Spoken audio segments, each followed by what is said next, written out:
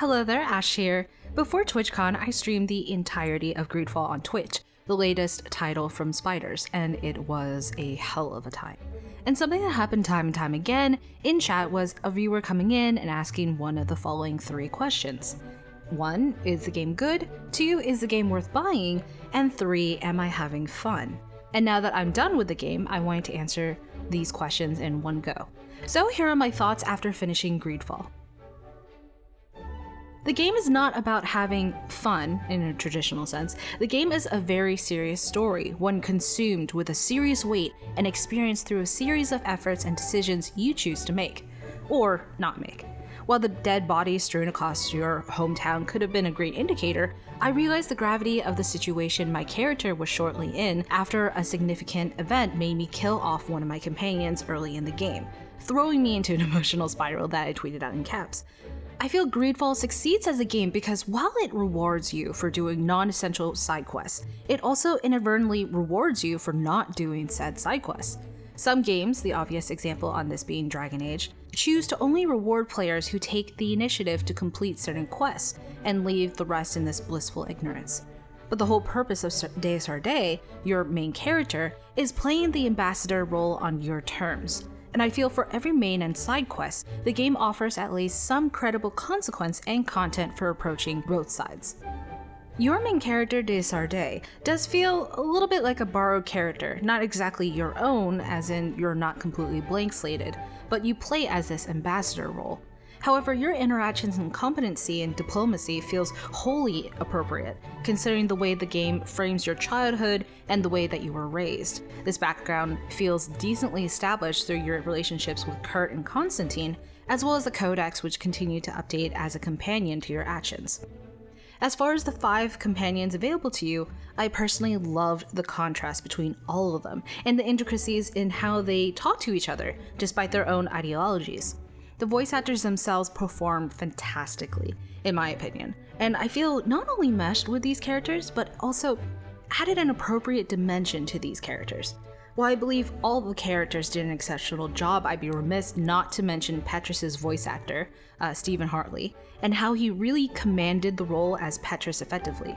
Not just in this threatening, sometimes theatrical bout of confidence, but also during the self-reflective times of despair. Petrus, a character who I feared would be an unbearably unlikable character due to his nation's affiliation with religious zealotry, he became a fast favorite of mine.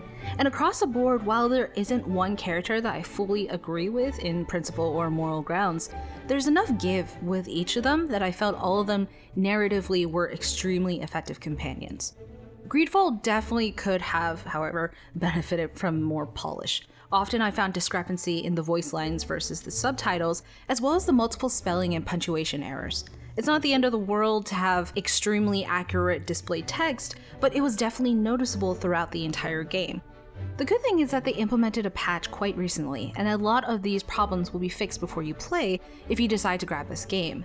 As far as bugs, in my experience, I only encountered one specific bug that was potentially game-breaking, but reloading the area fixed my issue. In that instance, I had 2 quest items ahead of time that, due to the normally super convenient auto-travel system, failed to spawn a quest NPC in order to progress throughout the game. This happens in Siora's personal quest, by the way. And with personal quests, I felt the romances were very come and go. It was a nice addition to the personal paths for the companions, but the weird animation of the romance scene itself left much to be desired. And to make a broader point, I unfortunately believe there will be RPG fans who look at Greedfall and find it to be lacking content across the board. But not because the game itself is lacking in substance, but because RPG fans of today are already accustomed to the extreme range of quests available in AAA titles like Dragon Age and Witcher and Assassin's Creed and more. But I feel for $50, you get a game that is pretty complete. There's no dragging the audience through a cliffhanger, there's no DLCs or arbitrary monetization strategies that are bent on pushing time savers.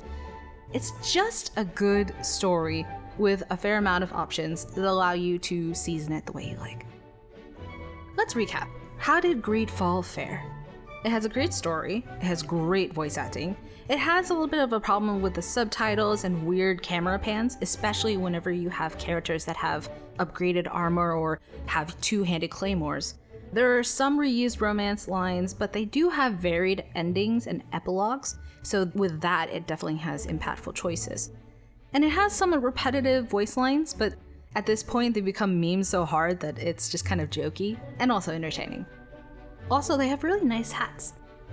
I think Spiders went as far as they could go with the resources they have, and what I hope Greedfall accomplishes for the future is them proving that they can make a meaningful RPG for an audience like you and me to appreciate, and that one we are willing to throw down the atypical $50 that they sold the game for. But as far as right now, whether Greedfall is worth the purchase, if you're also a fellow Dragon Age fan or one who has appreciation for more serious stories in your games, I suggest making the jump.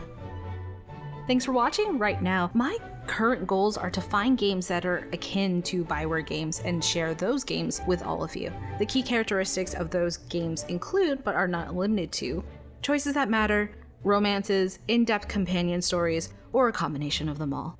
And Greedfall is definitely one of those games I wanted to send forward with a very strong recommendation. Hope you enjoyed this video. If you want to watch the past streams, I streamed the entirety of Greedfall. What? They are on my Twitch channel that is linked below. In any case, take care. I'll see you soon. Bye.